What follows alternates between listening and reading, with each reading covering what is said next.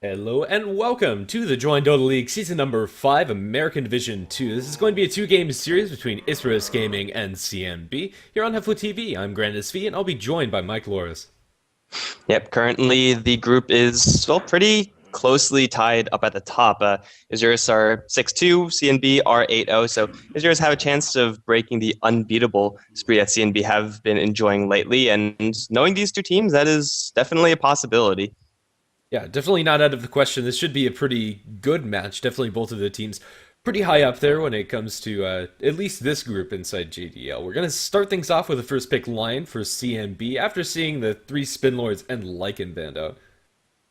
Yeah, so it's relatively standard stuff here, exception being that Lycan, but he's picked enough to make it so that first banning him isn't too weird. Opening up with Lion, never really a bad idea either, so it's always just going to be a really safe opening if you open up with a Lion. And then for Isurus, well, Vengeful Spirit's in the pool. Io is let through the pool. If they want to run one of those strategies, then, well, I mean, no time like the present. Yeah, I think right now probably my favorite opener that Isurus could go for would be Venge Batrider as their first two. I don't think you can really go wrong with that, but maybe they have something else in mind. It's all up to them.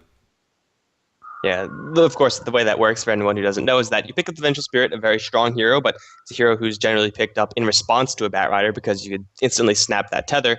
But obviously, that won't be happening if you control both of those heroes. So it works out pretty well in your favor. And initiating power is always going to be a high priority. That's part of the reason why we pretty much always see Axe first banned, because he does a lot of damage and he initiates. He pretty much does it all. Yeah, definitely. So gives you a lot of good initiation and also very important counter initiation. They're going to open things up with a Witch Doctor, and that's also fair enough. Just a really good hero all around. As far as supports are concerned, he's going to offer you some nice mix of CC as well as damage, and the sustain from Voodoo Restoration not to be underestimated, and then they'll follow that up with a Wristback.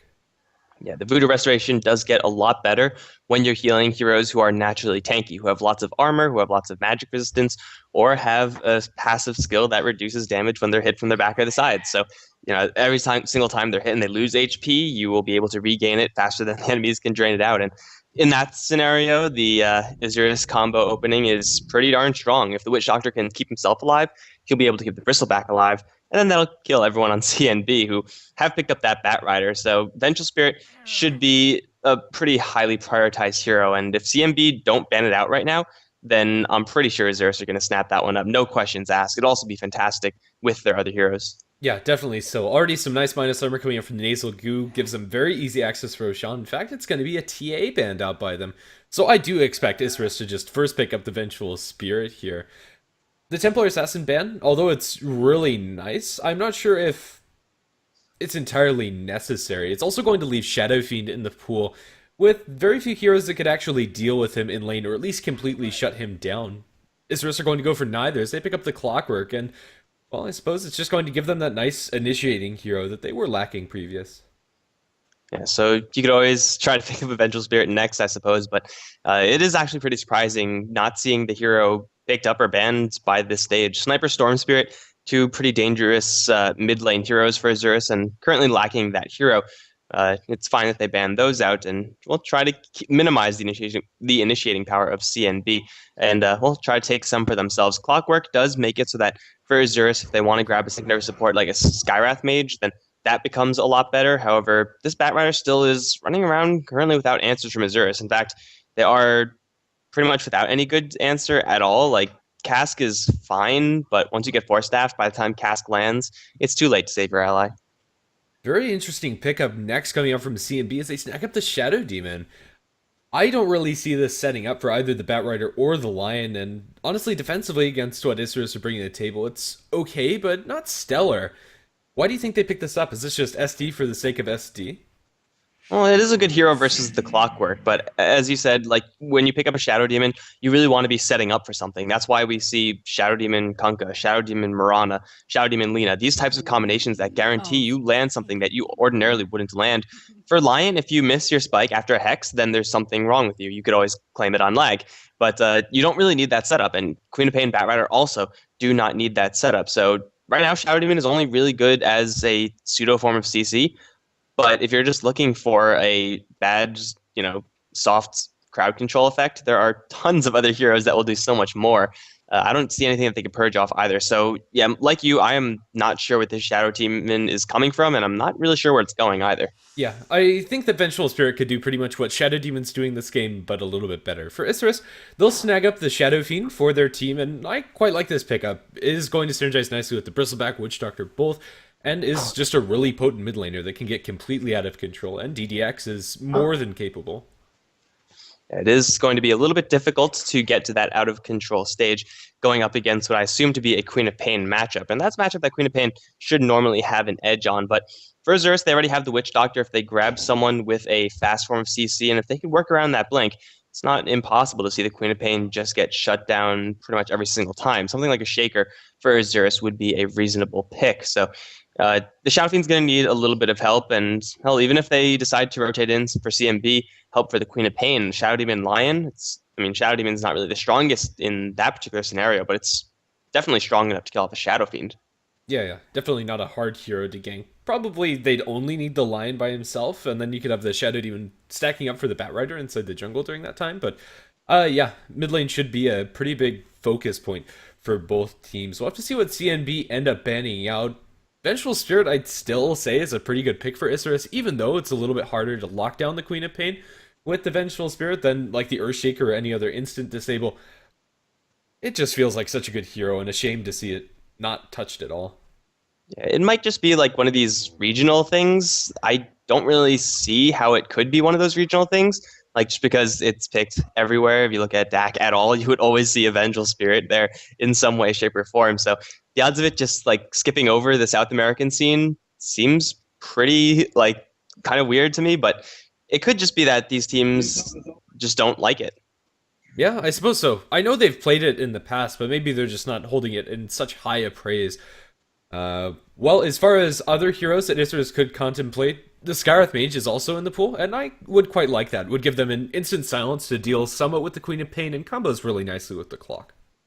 And miraculously, if you see the Bat Rider coming in, then you could just queue up your silence, and then Blink Lasso is going to be met by a silence, and then you could easily kill off the Bat Rider. And that's not exactly what you want to be doing, but it could be decent enough. So yeah, I think the Skywrath Mage is going to be a pretty reasonable pick for Isurus. And you do have to worry about the Shadow Demon on the other end, just because the disruption does kind of screw you over whenever you're trying to land a Mystic Flare on someone. But that's going to be something you have to deal with pretty much all the time. There's not too much use playing around it too much.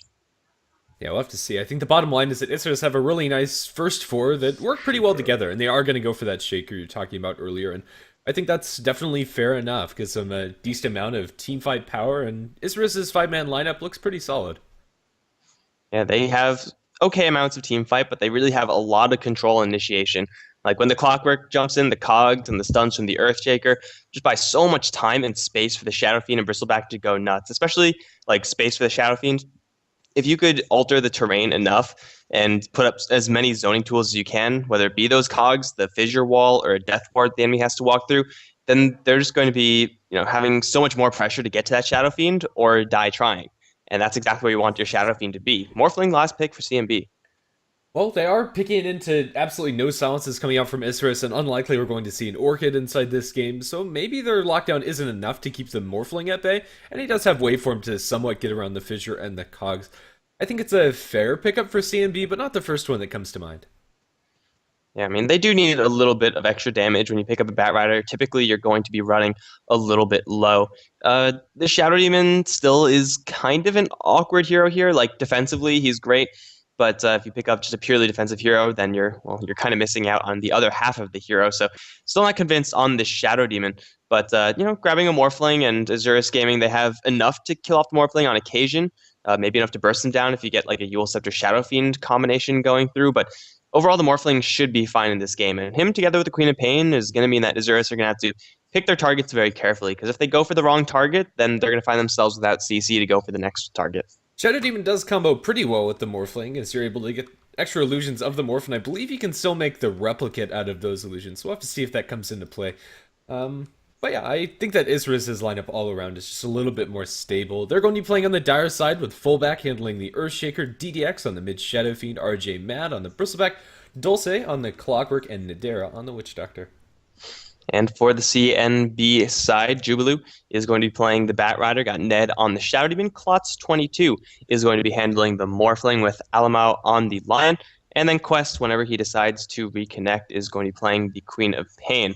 I don't know why Jubilu downloading TeamSpeak will make the Queen of Pain late, but, who cares? That's fine. Why is my mic not open? Huh. Well, I suppose it's nice that we have this pause to sort everything out. GG, huh? Okay. Well, everyone go home. We're done here. Yeah, that's it. Let's see. What does that mean? Quest mutadu aki. Okay, this is actually really weird. I can't see myself with the open mic, but I could see when you speak. That's never been like that before. Huh. Yeah. What the hell's going on? I have no idea. It would be nice if somebody could verify I'm that. gonna restart my game. I'm gonna restart my game. Let's see if that fixes it. Okay, so well, lucky enough we're still paused here. I have no idea what they said in all chat. The Google Translate was not very helpful. Um, let's It see. never is, man. It No. never is. Apparently he mutated. Oh, Yeah. well, I guess we can't rule it out until they say it, I suppose. Yeah, I don't know. It doesn't mean anything to me personally. Either way, uh, yeah, not much else to talk about. We're just waiting for either side to get their issues sorted out. And for now, that's CNB getting TeamSpeak up and running. Yeah, you'd probably, it would probably help to do that when you're in the draft because, that would make sense. But, who knows? Who knows? Sometimes you just need a little bit of a discussion pause before the game. Yeah, well, let's take a look at these lanes, maybe just a little bit.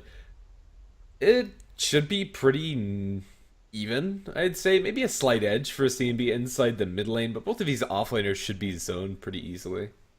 Yeah, I think that's pretty reasonable. And hey, look, I fixed it. I don't know what happened, but hopefully everything works well. Hopefully I'm actually speaking in Dota TV. So yeah, hopefully that'll work out decently well. And I would say the off-lane heroes are going to have a tough time. Bristleback in a defensive tri-lane, which I assume is going to happen for Isurus, is not usually what you want to do with the hero just because he does need his levels, probably a little bit more so than gold. But free farming on any hero is going to be pretty dangerous, especially when that hero typically builds into Vanguard, SNY, typically early mid-game items.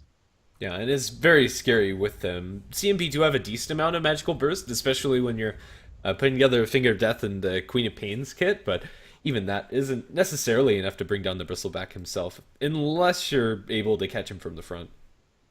Yeah, and that is certainly a possibility, but hey, for Isurus, there is a lot of magical damage on the other end. CNB are working with mostly magical damage. In fact, like even the Morphling, if he goes for a shotgun, he's going to be hitting hard with his right clicks, but if you grab a hood or a pipe, maybe on Clockwork, Bristleback, that could get some serious value in this particular game. Yeah, it definitely could. The admin kind of hit the nail on the head. Please do this before the game starts. It's something that you should have ready. All right, so apparently it is. I was muted, so I fixed it. It's okay, guys. It's all fine. And how do you mess this up? How do you not realize that you don't have TeamSpeak installed while you're in a game of Dota? It just doesn't make any sense. Okay, so apparently that means that Quest is muted, not mutated. Stupid Google Translate. Oh, are they talking about Quest? Yeah. Oh, he's muted. Maybe everyone is having issues with the audio thing. Maybe. Hopefully that's not the case. I would expect that that's in TeamSpeak, though. I don't think anybody really uses the in-game audio when you're playing as a team. Yeah, that's true. Maybe everyone's having trouble with audio in general. Volvo's breaking all the servers for everyone. Yeah, Volvo, please. Stick to Yeah. making cars, don't touch our servers. Mm-hmm. That's their strength, and they shouldn't do anything but it. Well, I'd really like this game to start. There's not really anything else to talk about. Is it cosmetic time? I really don't like this lion hairdo thing. It looks like he's like a greaser or something, except not really. Yeah, I can see it, except for their devil horns. Holy cow. The Yeah, malignant you just have to corruption. flatten it a little bit, like just pat it down, and then get a leather jacket cosmetic, and lion will be the Fonz. I don't think horns work that way. What if they did? Hey, you don't. Are they actually horns? Are they called horns? Oh, they are. Okay. Well, fine. Be like that. Okay, fair enough. Anything else interesting? Not particularly. Yeah, I mean, these heroes usually don't have that many cool cosmetics. I don't think there's many Shadow Demon things except that stuff that just adds random spikes to him. Yeah, And pretty those are much. kind of lazy. Oh, Clockwork has an interesting kit, but all the Clockwork stuff kind of seems the same. He needs to pick up his hook shot. Yeah, pretty much. I do like this mustache helmet though. It's quite Yeah, good. whoever decides to build a mustache into a helmet seriously needs some to get a prize or something. Especially one with 4 different styles. You can have like a twisted mustache or just this pointed one. It's great. Who's making a helmet and then it's like, you know what? I'm gonna rivet a hole right here just so you could screw in your own customizable mustache. It's genius. And Absolutely. also for your bristleback, is his mace like bouncing? Yes. Okay. His lantern mace thing. Huh. He looks Is like that an actually a English lantern? beggar. It is a lantern. That's weird. You would expect that on Spirit Breaker, not this Yes, you guy. would. Also, why is he wearing keys? The more I look at this bristleback cosmetic, the more I realize that it's just absolutely terrible. It makes no sense. I don't know. There aren't any good bristleback cosmetics. The Emerald set's okay, but somebody needs to step up their bristleback cosmetic game. I mean, why is he like in the Night Watch thing? It doesn't make any sense. It looks good when you're like not zoomed up because it just looks like he has a hat, and that's fine because it's Valve and we love hats. But when you zoom in and actually realize what you're looking at, it's like that actually makes no sense. Yeah. Oh, I don't think it necessarily has to make sense, but it would be really It just nice if has to we. sell. Yeah, pretty much. Yeah, Dota players, some of the vocal ones who are like, "This is terrible," are also the ones who are probably poor, Yep. and all the rich people buy everything. Not even Classic. the rich people. I mean, right now cosmetics are pretty much like a max of $1 a piece. Yeah, I always forget that you could buy them on the market or the community market or whatever. Yeah. Like I spend like $5 a month on cosmetics and I've like kitted out everything. Man, I spend like $0 a month on cosmetics, and I don't have any of that, but I don't care. That's fine. Well, at least now you can actually get drops because they changed it. So items That are is actually a true. thing now. Yeah, I got a something drop, like a what's his face Shadow Shaman drop from my one and only game of Year Beast. I played it, I won. I'm like, this is stupid. I'm never playing it again, and I never did. Well, nice. Alright, so we're supposed to be going. GN Sorry has come out from both sides. And there we go. We'll be unpausing and everybody will load out to the lanes shortly. But wait, guys, are you sure Skype isn't broken or something? Is it time to fix that? TeamSpeak wasn't working out. Got to install Skype. BRB. Alrighty then. Down to the bottom lane, looks like that's where Isurus are going to go ahead and secure some vision, mostly for the clockwork. Maybe they can find a kill. Level 1, Fissure and Casker, pretty good spells, especially if you can isolate 2 heroes. And especially if one of those heroes is a Morphling who has already leveled up Morph. So if you somehow manage to stun him once, you could definitely stun him again, and then you could probably kill him since he doesn't exactly have that much survivability. Strength Morph at level 1 is not really an impressive skill. So if Isurus do make a super aggressive play, then they could probably make something happen, but instead they're just going to be chilling. Going to be a 3v3 lane down towards the bottom, and that one should be pretty interesting. Of course, for Isurus, they're working with 2 melee heroes, which is kind of bad, but Bristleback in tri-lanes typically just tends to never die ever. So, this might have just enough brute force to beat the CNB tri-lane. Yeah, definitely. So Stick's going to be such a useful item for CNB. When you are in a tri-lane versus a bristleback, you get so much traction out of that. And it's actually already been picked up by the Morphling, so maybe Isurus are already expecting this move, and maybe they're just going to swing up towards top and dodge the tri-lane entirely. Yeah, so they're going to send the Batrider to fend for himself down towards bottom, who is going to have a much worse time than if he was going to go up against the Clockwork up on the top lane by himself. But they're just pretty much prioritizing farm for the Morphling. Dulce going to take a little bit of damage as he tried to grab the Boundary Rune, but it's not going to matter too much. He actually is holding on to quite a bit of cash, Looks like Dulce is prepared, or was prepared to either grab a magic stick if he sees a Bat Rider or rush a fast bottle. And it looks like this one is more likely to be that bottle Or until he even grabs quick Stout boots. Shield. Yeah, he ends up getting his Yeah. stout shield, so it's pretty much just standard stuff from Dulce in the end. It's kind of nice to be able to have that flexibility, though. Yeah, until you realize that sometimes the enemies are going to be there. And when you try to grab your Stout Shield, you get killed on the way, and then you're really upset about it. It could have helped him before. Like, he already took some damage from that little river squabble because he didn't have that extra Stout Shield. But yeah, it'll be fine now. And well, really, for these two heroes for CNB up on top lane, Morphling, Shadow Demon, they don't really need anyone else to lock down this clockwork. Being a melee hero, having no Rocket Flare, he can't do that much except for try to leech experience. And whenever he does get close, the Shadow Demon's going to be poking at him. For now, mid lane started out as somewhat of a dual lane versus dual lane, Earthshaker as well as Lion sitting behind their respective mids, as both of them attempt to farm. For now, it's pretty even, and I think that favors the Shadow Fiend, in all honesty. He opted for Raise level 1, but that secured him the bottle at a nice timing. Yeah, still he's got to be really careful though, because Lion does have boots first, and the Shadow Fiend does not. Alamo's gonna have to take a good angle if he wants to actually get this kill. Quest is actually in a little bit of trouble. He's gonna take a couple raises. Actually, no, he's not gonna be in trouble. Fissure was held. I just heard the Fissure sound effect, but maybe I'm crazy. Maybe the game is not working properly. Who knows? Either way, Queen of Pain gets to blink out, but yeah, having the boots first on Lion is incredibly dangerous, and Lion could also stack in the meantime. Queen of Pain doesn't have the easiest time clearing them, but she can do it. Yeah, definitely so. For now in the bottom lane, Bristleback's able to farm pretty much non-stop, but the Batrider is also not doing too poorly for himself. He'll find pretty much as much experience as he could ask for, and these stacks, although they might be taken out by the Queen of Pain, I think this is more likely going to be used to secure an early blink for Bat. And, well, given Bat's start, at least up against his laning opponent, he doesn't exactly need that acceleration, so they can play it by ear. If he needs the Blink Dagger Gold, fine, give it to him. If not, let the Queen of Pain get closer to upgraded boots, power treads, or something like an Orchid. So it's going to work out for CMB pretty much either way you slice it, and, well, there's no similar situation from Isurus. Shaker is just chilling near the mid lane, trying to make sure that the Shadow Fiend doesn't die. And even though it's not exactly what you want to be doing as an Earthshaker, it is, I think, the correct move because the lane is so dangerous. Aggressive blink in by Quest. He's going to eat the triple raise combination. One right click, that's your first blood. He wanted to try to get a kill on the SF, but it goes disastrously. Oh, man, Raze is not what you want to deal with. Down towards bottom lane, Bristleback going to unleash his quills right before he dies, getting a kill on the Lion, then dies to the Lion's projectile mid-air.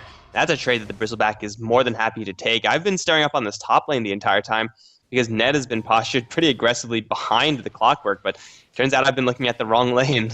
Both of the other lanes result in some pretty decent trades for Isurus. And then again, DDX going to eat the aggressive blink in by Quest, but this time it pays off for the Queen of Pain. Everything but top lane, it seems, is absolutely going at each other's throats. And that's not really what you would expect. Maybe in this mid lane you'd expect some action. Bottom lane sure as hell no, but Jubilee's once again in a little bit of trouble. 4 stacks of that nasal goo, and Bristleback has gone for pretty much the aggressive build, or as much of an aggressive build as you can realistically go for. And up against the Batrider, you have to deal with the Firefly, but other than that, it's about it. You can keep up with that nasal goo, you can do the damage with the Quill Spray, and Lion probably isn't really going to be interfering with any of that. Yeah, definitely not. And the Magic Stick is going to be so useful for RJ Mad. His skills don't cost that much mana at all, and just a little bit of extra can push you over the threshold for a kill. DDX going to look for the 4-minute rune up towards top, and CNB are a little bit slow to the chase. It's going to be a regen, unfortunately. That's probably not going to set up any kills.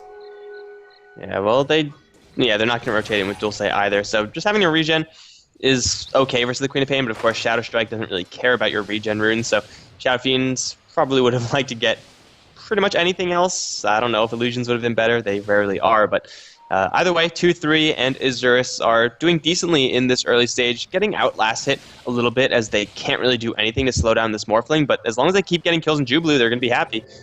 Not this time, however, maybe next time. At least for the time being, Batrider is going to keep himself alive, and bottom lane is still pretty darn tense. DDX is going to constantly eat these shadow strikes, but oh, nope, they are going to end up going onto this Batrider. They're going to be able to quill him up. The Maledict as well as the Quills should be able to kill him off, but will it be before RJ Mad dies? He's currently trapped up and has 7 stacks now of the Napalm. This should be his demise. They'll right-click him down. It's going to be plenty of damage. Now they Earth Spike over towards Nadera. Nadera going to be able to buy himself some pace, but in the meantime, Queen of Pain dies to the Shadow Fiend since they do have to rotate the Lion out. and she had Blink available to her. So I can only assume that whenever this Queen of Pain dies, it's because she's getting a little bit close, gets hit by, I would say, 2 raises, and then a fissure, and then a couple more right clicks to finish things off. So Isurus trying to go for a hero that who's typically pretty hard to kill. First of all, he does have a magic stick that'll be most of the time full, being up against a bristleback, but also he has boots, and he is rather tanky. Bat Riders are, when they're at low levels, tanky compared to other heroes. So yeah, it's not really going to work out great for Isurus on this bottom lane. Now they have to deal with the Morphling tri-lane down here, and they have the full tri-lane of their own, so it is going to end up 3v3 in the end, but is this what they really want? Because they're going to initiate or get initiated upon waveform forward. Nidera is going to take a very fast fall, was actually stuck there. Ned and Alamau dropping pretty low, and it looks like Ned is going to be the casualty and trade here. And so far, that is relatively good for both of these heroes, both of the teams rather, just even 1-for-1. Yeah, I don't think there's much else to read in that. One support for one support. In fact, the gold and experience swing is almost exactly the same. Slight gold advantage for CNB, slight experience advantage for Isurus. I don't think you can get much more even than that. Yeah, so they're going to be real happy about it, but what they're going to be unhappy about is the fact that Queen of Pain has a haste rune. Luckily, fullback has a TP, and he will waste no time at all getting the hell out of there.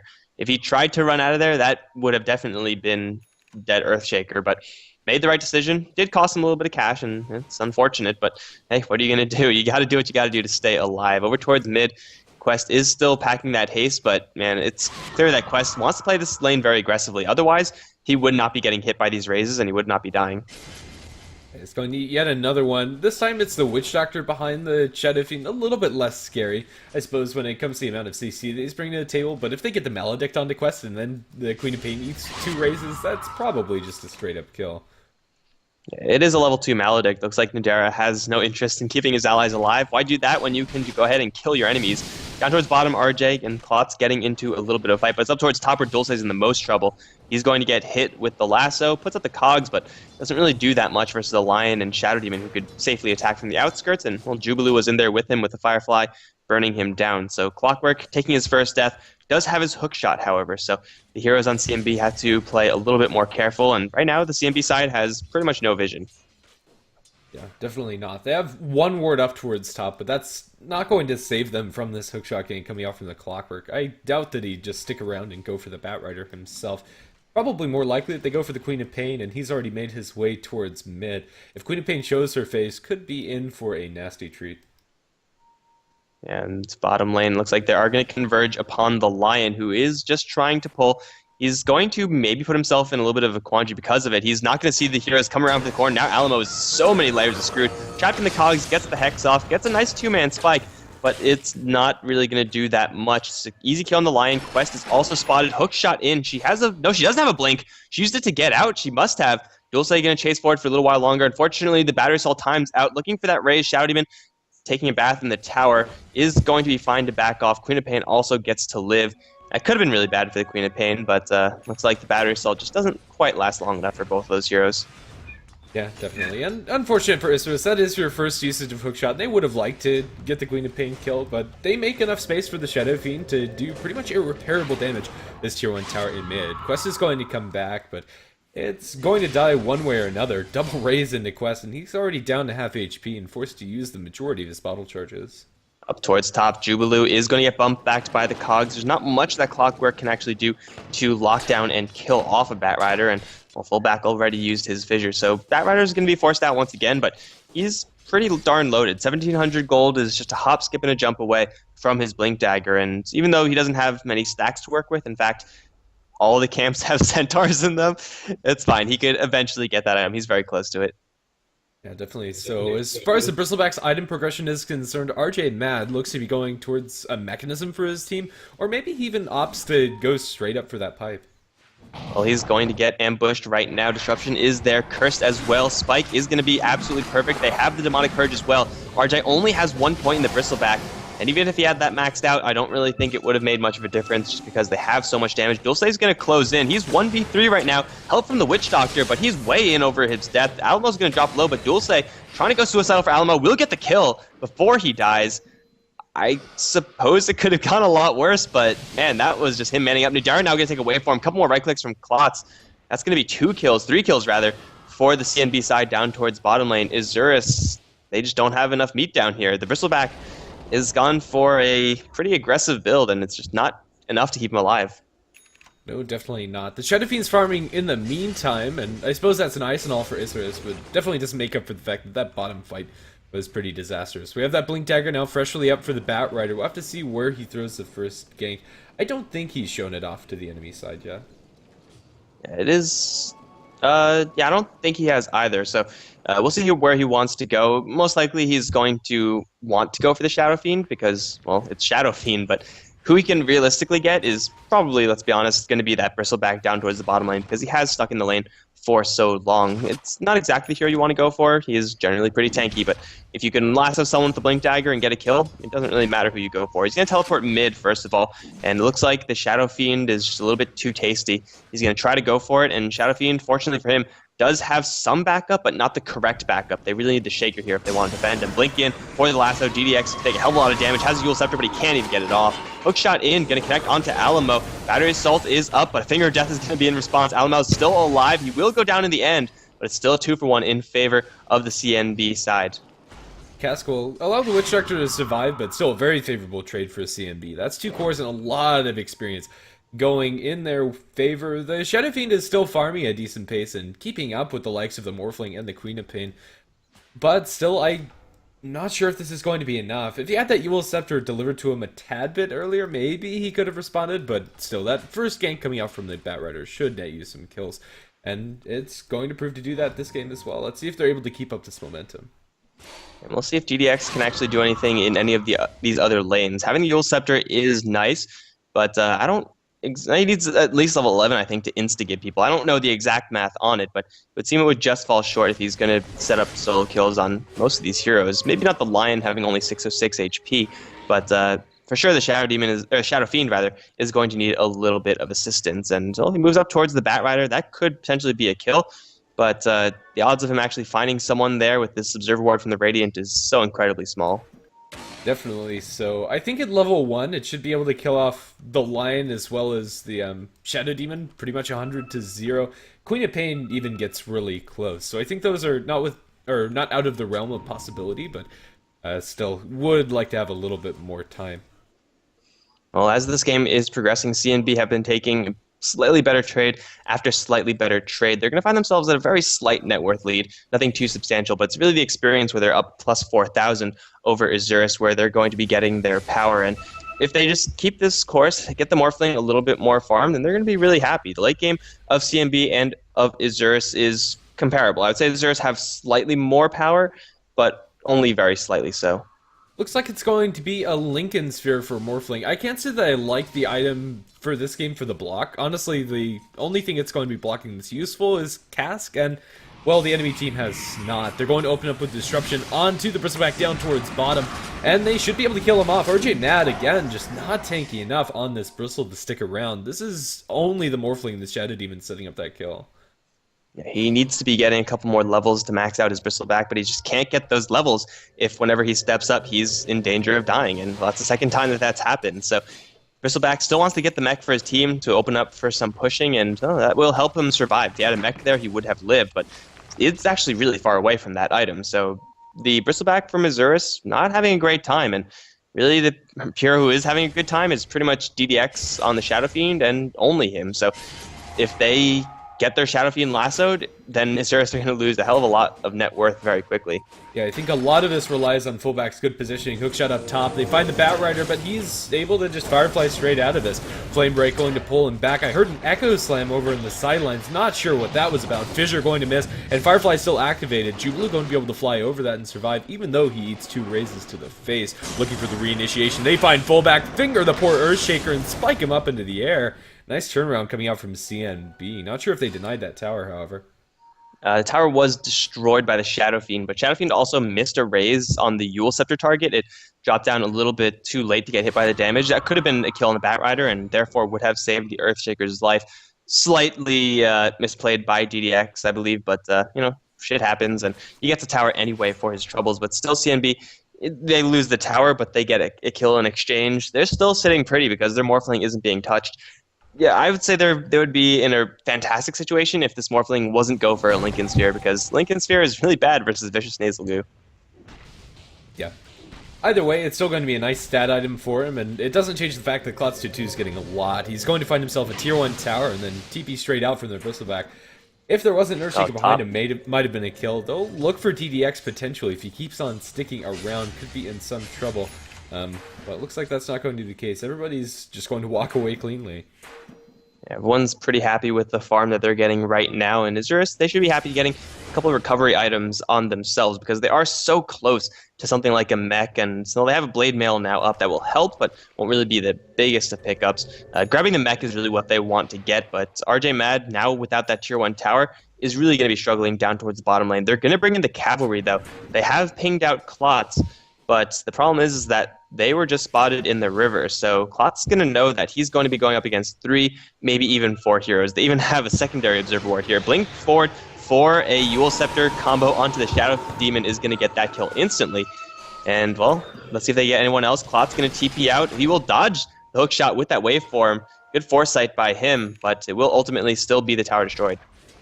Yep, and still Isurus is able to ride this momentum, and maybe they can even get a fast Roshan off of this too. They have a medallion up for their Witch Doctor to add to the minus armor coming out for the VB. Klotz 2 finds the double damage rune. I'm tempted to say that if Shadow Fiend got his hands onto that, Isurus would be attempting the Roshan at the very least.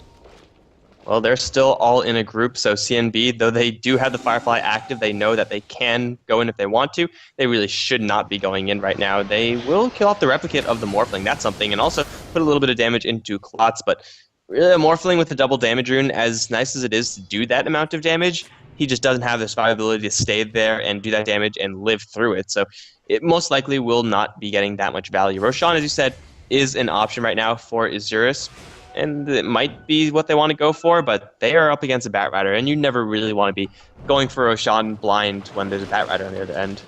Yeah, definitely fair enough. For now, things are going to slow down a little bit, as Isurus look like they're just going to farm up for DDX's next item, which probably is going to be a BKB. Yeah, going for almost a full utility build on the Shadow Fiend, and once he gets that BKB, yeah, he'll still get hit with the lasso, but the damage that CNB have in order to kill him off through the duration of that lasso is very slim. Level 2 Sonic Wave and pretty much spare right clicks here and there. It's possible, but it will be difficult. They're going to try to go for the top lane tier 1 CNB, and they probably will get it, but by the time that tower is down, this Roshan will also be dead. Most likely a double life for DDX. Yep. Now that the Medallion's activated with the 4 stacks of goo, Roshan is going to be taken very quickly as he just gets chunked down by these Isurus heroes. RJ Matt is dropping low, and they do make the Roshan clap, but in the end it doesn't look like it's going to matter at all. There's your double life for DDX, and the tier 1 tower up top still is standing, although only just. Yeah, they can defend it if they want to. It'll take massive amounts of TPs. And there's one TP. It's going to be the Bristleback, level 3 in his passive right now, so he's pretty darn difficult to kill, but they're going to throw everything, 3 ultimates in fact, onto the Bristleback. The rest of the heroes coming in a little bit too late, so I guess it was a nice attempt, and they're going to chase forward looking for a little bit more. DDX, though, going to get bumped back with that Flame Break. Dropping very low, will lose his Aegis, because the rest of the team just isn't here. Fissure's going to catch Ned off to the side. Clockwork looking for a hook shot in, but he doesn't have the mana, unfortunately, after activating that battery assault. Ned is up to the top, still TPing out a little bit too late, and they just throw away the Bristleback and throw away their Aegis and lose a tier 1 tower mid. That was a disastrous series of events for Isurus. Any advantage that they got from the Roshan is pretty much down the drain for them, and well, I think it's just a matter of time before CNB get the first major item onto the Morphling. Even though Lincoln's usually is a pretty big pickup, I think this game it's not as much. It's not going to be until he gets the Shotgun or Manta, until he's really able to do a lot of work, but I think they bought him plenty of space to do that. Lincoln's is going to get popped in mid by the Paralyzing Cast, but it'll just replicate up towards top as Class 2 continues to farm up the map. And he's leading the net worth chart where that's exactly where you want your Morphling to be if you're a CNB.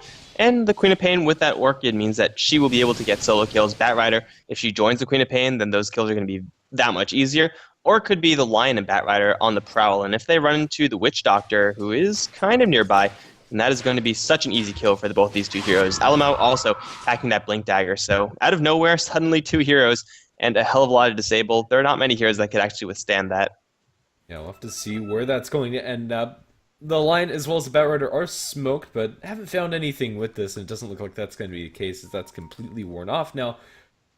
But they might find themselves a free SF who's going for the DD rune. He's going to look for the Requiem combo onto Quest, but ends up getting cancelled. The Orchid comes out too fast. Now he gets spiked up. Easy pickoff for CNB.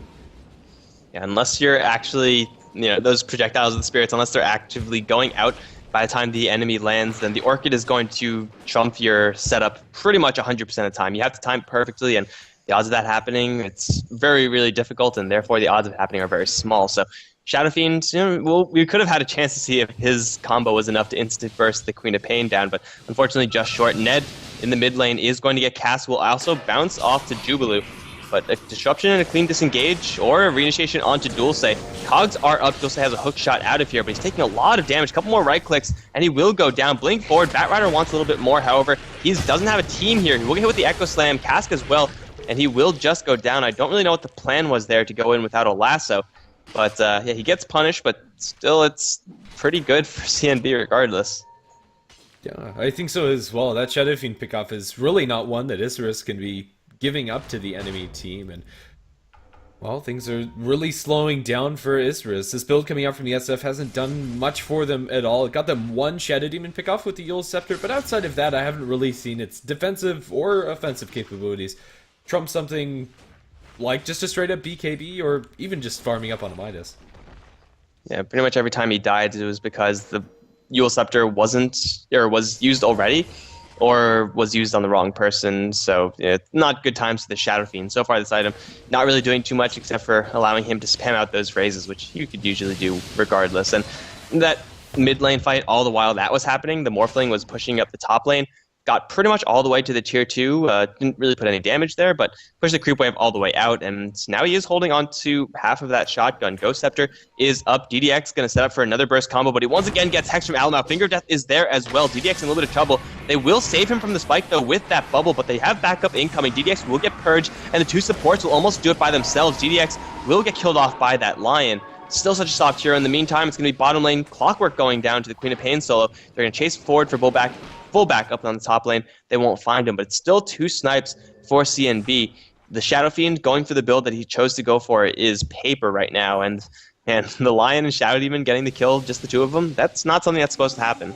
And also, Dire's Courier dies down towards bottom. I have no idea how that actually happened, but well, that's the case. It was only holding onto a smoke, so no major items slowed down, but still big wins for CNB all around, and that's going to be Morphling ever so close to getting that shotgun. And at that point, killing off the Earthshaker, killing off the Witch Doctor is just going to be so easy for him, and even the Shadow Fiend to a certain extent, although the Yule Scepter should keep him safe 9 times out of 10 because of the projectile speed of the Ethereal Blade.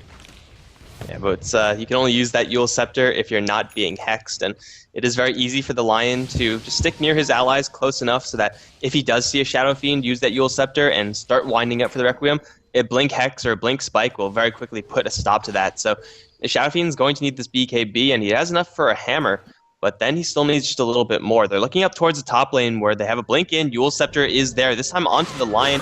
They are going to raise him once. Try to raise him a second time, but the lasso is going to interrupt that. Alamau will go down regardless. Quest also getting trapped in those cogs. Looks like he will blink out just in time. Shadow Fiend is going to be an even trade up towards top. That's not a trade that Isurus want to be taking, so they're going to look for a little bit more. Blink forward, full back, and Atlanta stun on Ned. Quest looking to pop the BKB. Man fight up against this Witch Doctor will get the kill as well. Now heading towards Dulce. BKB is still up. Dulce taking a hell of a lot of damage from the level 4 curse, and he will be going down. Jubilee, caught with Snot now, has to try to make his retreat. Looks like he will be a casualty, but still it's a 2 for 3 in favor of CNB, and Morphling was farming all the while. This Shadow Fiend just has to stop dying. He's even running low on souls, so even if he does land a Requiem, it won't do that much damage. Yeah, 3, 5, and 2 just hasn't been working out for him. Now Klotz does have his completed Ethereal Blade up, as CNB have made so much space for him. The Queen of Pain getting low, but not low enough. The BKB bailing her out completely, and things are looking really grim for Isurus. None of their heroes are really able to do what they want to, and at this point, that's the Bristleback just running headlong to the enemy team, and Shadow Fiend sitting at the back and dealing the damage, but really, he's not hitting particularly hard, and he's just not surviving long enough to do that. Yeah, he really needs his souls at the very least if he's going to be doing that job. Otherwise, what damage does he have? 75 a hit, that's not really that great. They're going to throw the F-Blade over the way of the Shadow Fiend. No Yule Scepter, but Shadow Fiend won't die outright to it because of the Ogre Club in his inventory. Still, that was like a 115-ish combo, so Morphling is packing some serious heat right now, and well, Shadow Fiend, how much HP does he have? Yeah, that amount of damage will pretty much insta-kill a Witch Doctor, and that's actually about it. Shaker is tanky enough to withstand that, so Morphling not working with a complete one-hit kill on that many heroes, but if he has any help at all, Finger of Death or Spike will get the kill. Dusei over towards mid is going to lose all his mana very quickly. Bubble will be there to interrupt the TP. Finger of Death is still armed. They don't want to fight up against this Bristleback. The two supports will disengage from going ahead and killing off the enemy core, which again should not be happening, but hey, if they get these kills, they're going to be so happy. They have Force Staff and Blink Dagger and all these extra items that usually supports don't have. Yeah. If you look at that Shadow Fiend combo down towards bottom, that was without the waveform damage, if I'm not mistaken, and it's also without Morphling being at full agility. So I think it's not without, or outside of the realm of possibility that he does one-hit kill DDX, but only until he has BKB, and only if DDX doesn't Yules himself. Yeah, it's a little bit it's a little bit harder to dodge the projectile of Ethereal Blade than it is for the waveform. Fullback is going to get jumped, however, a quick blink away. My god, those reflexes were insane. It'll save his life, but man, they don't get the kill, CNB. Do they actually care? Because though they don't get the kill, they're going to get a tower. They're actually going to go for fullback regardless, and they will get the kill. Deciding to TP out with a Sonic Wave and Flame Break, just enough damage to snipe that Earthshaker. Wouldn't have really mattered anyway, since the tower was pretty much already dead, but they get a kill, and they get possibly another. Blink out from the Shadow Fiend, though. Man, Jubilu's having so much trouble catching these targets because everyone on Isurus are working with pretty much perfect reflexes, but it just isn't enough for them. No, definitely not. Tier 2 tower in mid is already fallen, and CNB are primed to keep up this pressure. Tier 2 tower up top, going to follow the Clots. And he has his completed Yasha well on his way towards a Mantis style. This Morphling is pretty much unmanageable by Isurus. How do they actually kill him off unless he willingly waveforms into the middle of a Requiem? Otherwise, I don't really see it. Dulce down towards bottom, gets fingered to death, and, well, you can't really survive that. Yeah, the clockwork, as fast as everyone in Isurus may be, even if you do start to hookshot out, the Batrider is going to be faster than you every single time. So it's a pretty easy kill there for the CNB side. And right now, well, Quest's going to get Echo Slammed over towards mid lane, winding up for the Requiem. Will be dodged, though, by the Shadow Demon. 0 damage on the Queen of Pain. She'll blink out, nice and clean. Morphling coming in from the side will assassinate the Shadow Fiend with his shotgun combination. Now being chased down by everyone and their mom, but Alamau is here. Quest has arrived as well, and Nidara is the one to take the heat. He'll get bumped back a little bit, but it looks like he will die to this Orchid, and yes, that will be a kill. Alamau taking a little bit of damage from RJ, who also has his BKB up, but he can't quite get the kill. Bubble once again there, saving his ally RJ, just being kited to hell and back. Quest and Alamo now at fighting condition will kill off RJ Mad after having killed off the Earthshaker already. The Clockwork is off to the side, but he really doesn't want to fight into this. He'll even miss his hook shot. Yeah, it's probably a good thing for him since he would have died anyway, but he might die regardless. He'll get hexed up. Shadow Strike as well. Looks like they don't have quite enough gas in the tank to get this Clockwork kill. And yeah, if they had a little bit more mana, they would, but still, it's a disastrous series of events for Isurus. This Shadow Demon is proving to be a really substantial hero with his defensive capabilities. Yeah, we questioned a little bit inside the draft, and we talked about him only having one real role, but it pretty much makes up for it when you're able to save your Queen of Pain like that. Any other time, that should have been a kill on Quest, but dodging that Requiem is absolutely huge and consistently does it. So, I mean, if you're this comfortable on your hero and you're playing it this well, why not go for it? The Shadow Demon play in that last fight was pretty on point. And if you had a Vengeful Spirit instead of the Shadow Fiend, yeah, you can swap out your ally, but at the same time, the spirits will probably still hit you and they'll probably still die, so yeah, I guess Shadow Demon 1, Vengeful Spirit 0.